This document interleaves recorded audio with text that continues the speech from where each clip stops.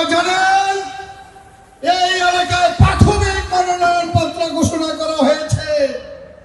আমাদের নেতা তারেক রহমান 25 তারিখে আসার পর 25 তারিখের পর চূড়ান্ত মনোনয়ন দিবে ইনশাআল্লাহ। আপনারা কিন্তু বলবেন না আমরা কিন্তু কারো প্ররোচনায় কারো মিথ্যা প্রলোভনে আমরা শিকার হই নাই। আমরা ইনশাআল্লাহ আমাদের নেতা আসার পর আমাদের সিনিয়র নেতৃবৃন্দ আমাদেরকে যখন চূড়ান্ত ফয়সালা দিবে সেই ফয়সালা মোতাবেক আমরা কাজ করবো ইনশাআল্লাহ আপনাদের সাথে।